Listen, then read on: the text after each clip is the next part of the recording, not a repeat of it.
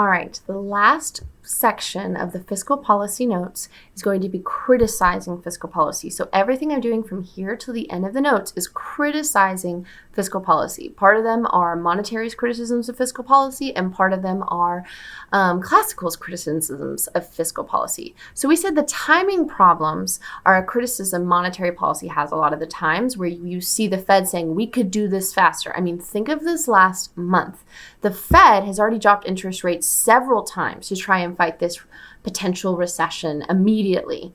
The government has slowly been trying to roll out these stimulus packages, but they still have to pass all the branches, and it takes a lot longer.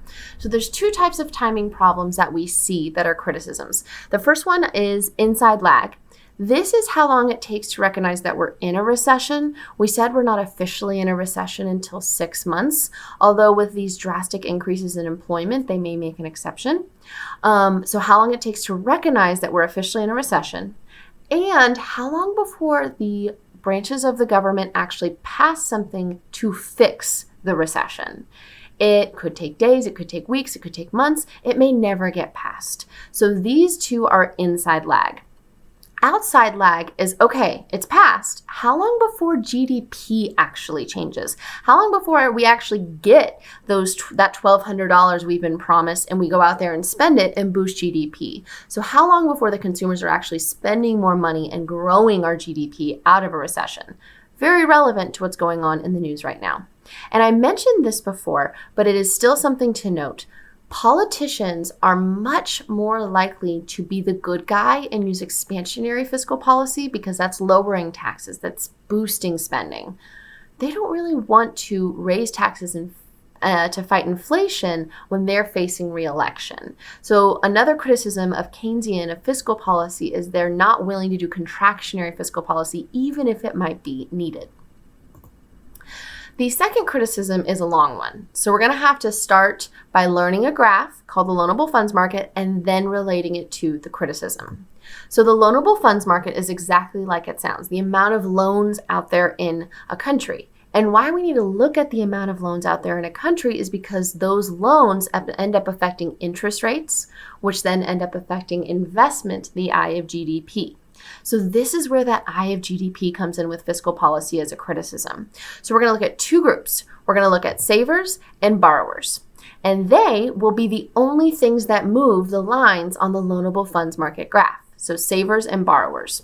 So the demand for loanable funds is just going to be moved by borrowing. Almost always, this borrowing on questions comes from the government. And why the government would need to borrow money is based on their budget. What I said is the very first slide of this lecture. When the government spends more money but collects less in taxes, aka expansionary fiscal policy, they have a budget deficit. So when it comes to how does the government fund this budget deficit, this is where we see that. More borrowing could fund the budget deficit. Then we also have the supply of loanable funds, which is moved directly by savings. Again, this could be government savings. So if, again, we're running a deficit with expansionary fiscal policy, the government could pull from savings to fund the deficit. Now, this one, though, I also see come up in terms of producers or consumers. So if it says anything about savings, it's supply, whether it's the government, consumers, producers, or the foreign market. With bonds, we're not going to go in depth into bonds on the loanable funds market. Just bonds are a type of loan, so it could be borrowing in the form of bonds. So other than that, we're not going to go into that on this graph. So here is our basic graph. We've got the supply of loanable funds moved entirely by savers, demand for loanable funds moved entirely by borrowers, real interest rates. Now, up until this point, we've graphed interest rates in terms of nominal because we were graphing the money market graph, which was the banking graph. And remember I said banks are giving out nominal interest rates when they're giving out loans. Now we're dealing with the investment after the fact.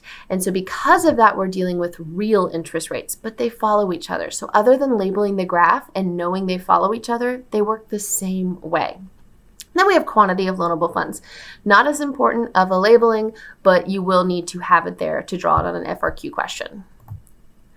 So as I said, whenever borrowing and saving changes, this affects the real interest rate. And why that's so important is real interest rate changes gross private investment to I of GDP inversely. So if interest rates are higher, investment decreases. I don't want to buy a house if interest rates are high. If interest rates are lower, investment increases. I want to buy a house if interest rates are low. So we're going to look at how the government's borrowing and saving when they have a budget deficit or surplus affects interest rates and then investment, the I of GDP, which relates to a graph you already know, with one tiny little difference. So this is the investment demand graph we learned in the monetary policy unit. Still downward sloping. We're still going to use it to show the inverse relationship between interest rates and gross private investment. The difference is it's real instead of nominal. It had to be nominal in the money market because it corresponded with the money market Y. Now on the loanable funds market, since it's real, it needs to be real on this y-axis as well. So other than that, though, works the same exact way. You know how we always moved along the investment demand line? We're going to do that too. We're going to move along investment demand to show the inverse relationship between interest rates and gross private investment. Okay, so here's the criticism. The criticism is called crowding out. This is a criticism specifically of expansionary fiscal policy. So crowding out will always go into expansionary fiscal policy. Pretty much it's hurting investment when the whole point of expansionary fiscal policy is to grow GDP out of a recession. So in expansionary fiscal policy, the government increases spending and decreases taxes. But because of this, they're spending more but collecting less in taxes. This ends up creating a government budget deficit.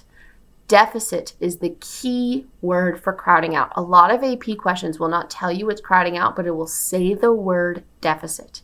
If it says deficit, I'd say there's a 90% chance it's talking about crowding out. So because of this deficit, the government has to find a way to fund the deficit. That's where the loanable funds graph comes in. So on the loanable funds graph, if we are in a deficit, the government has two options. They can either borrow more, which would increase the demand for loanable funds, or save less, which would decrease the supply of loanable funds. Because again, borrowing moves demand, saving moves supply, and moves it directly. How do you know which one to do? Well, if it says borrowing, how would the government's budget deficit affect borrowing? You have to move for demand for loanable funds. If it says saving, how would the deficit affect government savings? You have to move supply of loanable funds. So again, if we have a deficit, the government will borrow more to fund the deficit, or they will pull from their savings to fund the deficit. On this one, I have borrowing more. So with borrowing more and the demand for loanable funds increases, that drives up the real interest rate. Now, if you did it as supply of loanable funds decreasing, that would drive up the real interest rate as well, because if supply of loanable funds decreases, then supply moves to the left, real interest rates go up. So either way, borrowing or saving, the deficit causes real interest rates to increase. Why this is a problem is if real interest rates are higher, we are not going to want to invest. So gross private investment will move up along the line and decrease gross private investment.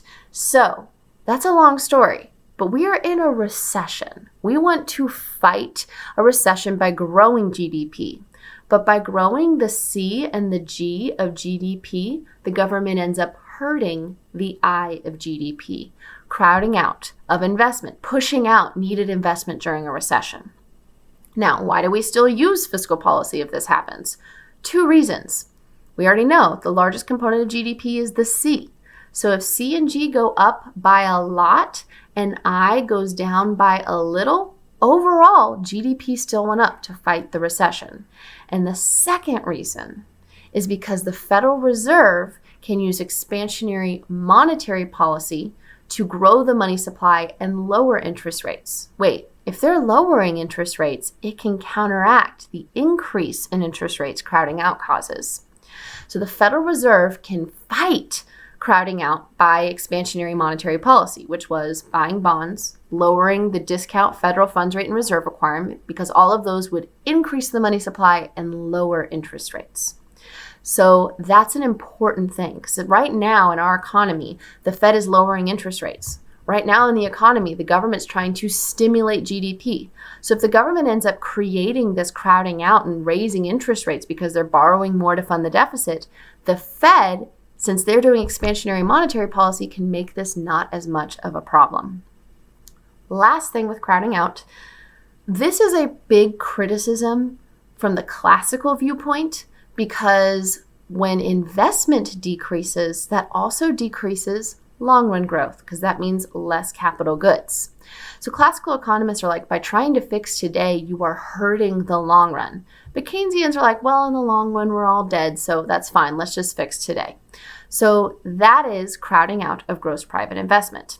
Tricky, but crowding in is the exact opposite. So it can kind of help it sink in. So crowding out was a criticism of expansionary fiscal policy. Crowding in is a criticism of contractionary fiscal policy. So we just do all the steps in reverse.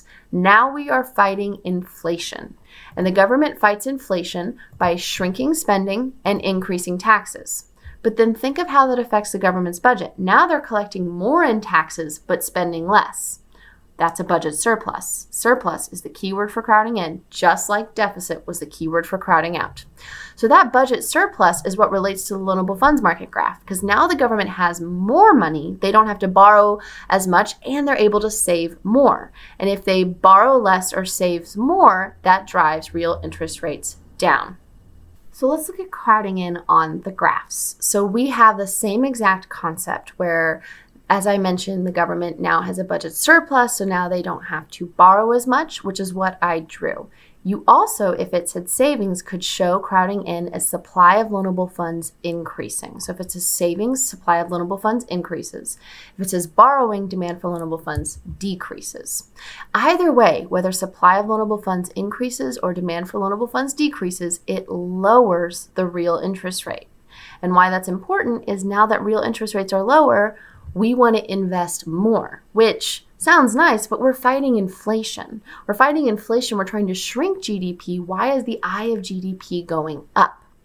Two reasons why the government still does contractionary fiscal policy even though crowding in occurs.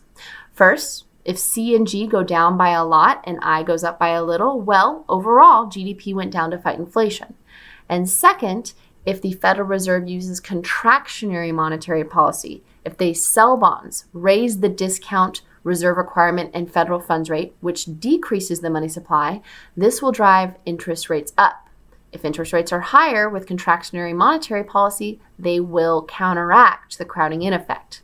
So the Federal Reserve can fight the crowding in effect by using contractionary monetary policy. This one isn't as bad because it doesn't hurt the long run as much.